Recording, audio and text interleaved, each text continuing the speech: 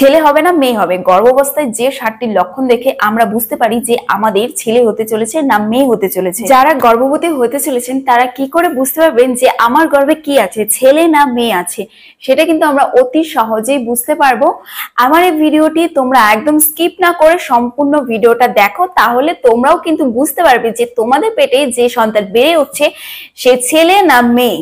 ভিডিওটা দেখার আগে আমি কিছু কথা বলবো, সেটা কিন্তু তোমাদের অবশ্যই শুনতে হবে, তারপরে কিন্তু তোমরা ভিডিওটা পুরোটা দেখবে এবং ভিডিওটা কিন্তু একদম স্কিপ করবেন, তাহলে কিন্তু অনেক কিছু মিস করে যাবে। So hello everyone, this is Nupur and welcome back to my YouTube channel. অনেকদিন পরে চলে এসেছি একটা নতুন ধামাকাদার ভিডিও নিয়ে তোমাদের জন্য। শুধুমাত্র এই যে ভিডিওটা, সেটা কিন্তু আমাকে অনেকে কমেন্টসে বলেছো এই টপিকের উপর একটা ভিডিও দিতে, তো আমি কিন্তু সেই জন্য তোমাদের জন্য এই যে এই টপিকের উপরে একটা ভিডিও নিয়ে চলে এসেছি। দেখো, এখনকার দিনে মানে প্রেগনেন্সির মধ্যে আমাদের কিন্তু ডাক্তার কোনো মতেই আমাদের বলে না যে আমাদের গর্ভে যে আছে ছেলে না মেয়ে, আর এটা কিন্তু আইনীয় মতেও দণ্ডনীয়। এটা কিন্তু ডাক্তারদের বলা কোনো রাইটস নেই এবং এটা কিন্তু যে ডাক্তার বলে তার কিন্তু শাস্তি হয় আর কি।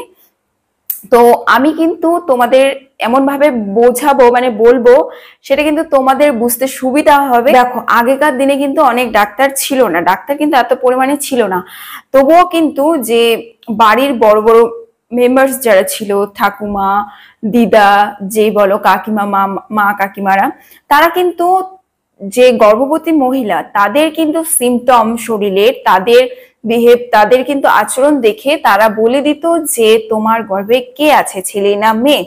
তো আমি কিন্তু সেই টপিকের উপরেই কথা বলবো যে আগেকার দিনে যে দিদিমা ঠাকুমারা যে কথাগুলো বলতো সেটা কিন্তু 100% মিলে যেত।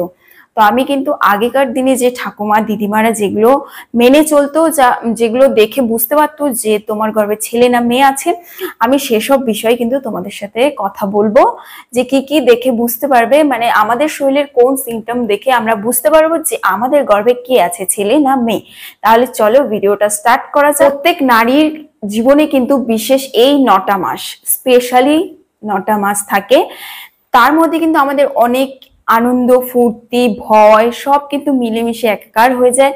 তার সাথে অনেক মায়ের কিন্তু জানার চেষ্টা বা বোঝার চেষ্টা থাকে যে আমাদের সন্তান কে, মানে কি হতে চলেছে, ছেলে না মেয়ে হতে চলেছে, সেই যে একটা জানার আগ্রহ, সেটা কিন্তু অনেক মায়েরই থেকে থাকে। এই সিমটম গুলো আগেকার দিনের ঠাম্মা, দিদিমা, মা কাকিমারা দেখে বলে দিত যে কি, মানে কি শরীরে চেঞ্জেস থাকলে, কি শরীরের হাল থাকলে যে আমাদের কি হতে পারে।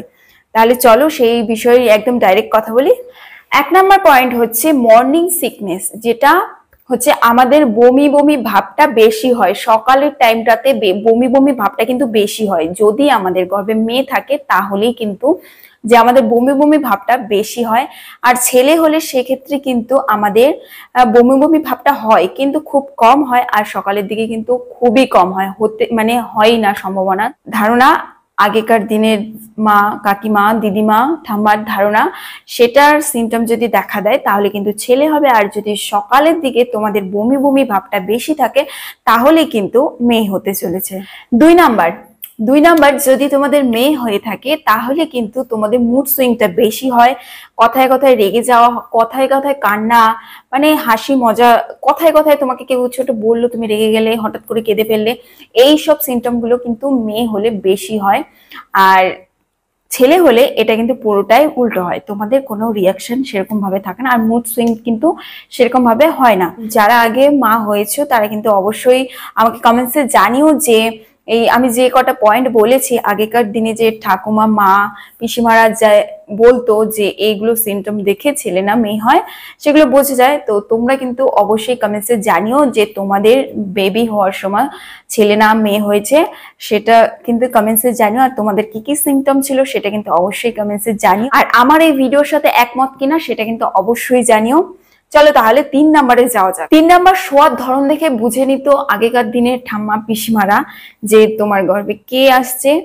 তো 3 নাম্বার, শোয়ার সিমটম, মানে তুমি যদি বা পাশ হয়ে শও তাহলে কিন্তু তারা ধরে নিত যে তুমি ছেলে সন্তানের জন্ম দিতে চলেছো। আর তুমি যদি ডান পাশ হয়ে শুতে বেশি পছন্দ করো তাহলে কিন্তু তারা ধরে নিত তোমার গর্ভে মেয়ে সন্তান আসতে চলেছে। 4 নাম্বার, ত্বক বা চুল বা তোমার স্কিনে ব্রণ সমস্যা, চুলের তেলতেলে ভাব সমস্যা যদি হয়ে থাকে, তাহলে কিন্তু এটা তোমার মেয়ে সন্তানের সম্ভাবনা রয়েছে। আর যদি তুমি দেখতে দিন দিন বেশি সুন্দর হয়ে যাচ্ছ, তাহলে কিন্তু ছেলে সন্তান হওয়ার সম্ভাবনা রয়েছে।